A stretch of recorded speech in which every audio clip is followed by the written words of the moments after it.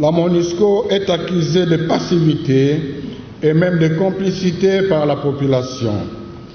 Sa présence suscite de plus en plus de suspicions et de scepticisme parce qu'elle n'a pas réussi à stopper les massacres, même quand cela se passe à quelques mètres de position des forces onusiennes.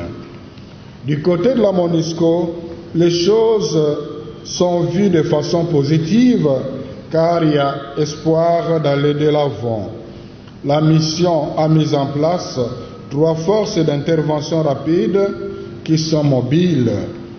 Elle mise sur la réouverture de ces bases qui étaient fermées. Des couloirs seront dégagés dans le Rwenzori, à Mutwanga et à Iringeti. 2 recommandations. Des constats faits, il ressort clairement que l'insécurité dans cette partie du pays est une réalité très complexe et pour la vaincre, il faudrait une conjugaison d'efforts à plusieurs niveaux. C'est pourquoi nous recommandons la refondation structurelle qui concerne la présidence de la République et le gouvernement central. Nous préconisons une refondation de la vision, des approches et des structures à divers niveaux, politiques, militaires, police, services de renseignement, humanitaires, partenaires du Congo. L'épuration de la solde des militaires. Que diligence soit faite pour régulariser la paye de la solde des militaires, surtout celle des soldats de rang, et vérifier la meilleure utilisation des ressources allouées aux unités engagées dans les opérations, la maîtrise des effectifs et la bonne tenue de la logistique sur le théâtre des opérations. Détourner la solde et la ration des militaires au front est un acte criminel. La permutation effective des officiers affectés à l'Est. Il s'avère urgent et nécessaire de déplacer tous les officiers militaires ayant évolué dans les différentes rébellions aux groupes armés à l'Est du pays et mettre à l'écart de la chaîne du commandement et de la logistique ceux qui seraient réputés agents relais des armées étrangères. Le renforcement des effectifs et des supports logistiques. Nous demandons de renforcer les effectifs des régiments et de doter de moyens logistiques adéquats, dont les drones de reconnaissance et d'attaque en vue de réduire les pertes en vies humaines et en matériel. L'opération militaire du genre. Que plaidoyer soit fait pour une opération militaire de grande envergure, à l'instar de la mission Artemis, qui fut menée du 6 juin au 6 septembre 2023 en Ituri par l'Union européenne au titre de la politique européenne de sécurité et de défense sous l'autorité du Conseil de sécurité de l'ONU, selon sa résolution 1484 du 30 mai 2003. Le désarmement, démobilisation et réinsertion sociale.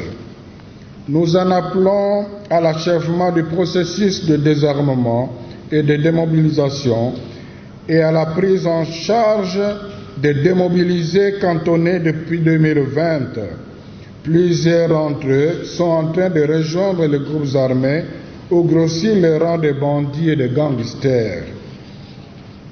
L'Observatoire pour la paix et relèvement socio-économique. Nous conseillons la mise en place d'un cadre permanent de concertation pour la cohésion et la paix à l'Est, piloté par un observatoire scientifique multidisciplinaire et l'implication des leaders locaux dans la sensibilisation à la cohabitation pacifique pour la consolidation du dialogue intra- et intercommunautaire. les Baraza Lahamani, espace de dialogue pour la paix.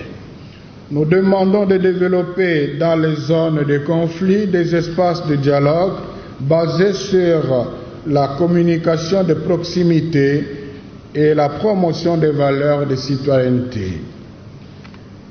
Le partenariat bilatéral et multilatéral.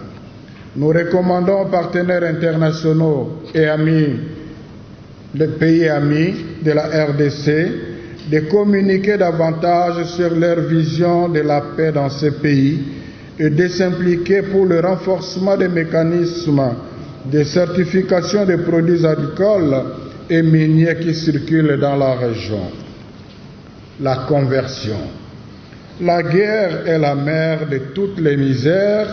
Elle affecte toutes les sphères de la société et compromet l'avenir de nos enfants. À ceux qui ont pris les armes, nous disons, arrêtez de tuer vos frères. Celui qui est son frère est dans les ténèbres. Nous invitons ceux qui sont entraînés dans le spectre de la division à savoir que c'est par l'amour et l'unité que l'on peut vaincre le mal et briser le spectre de la violence.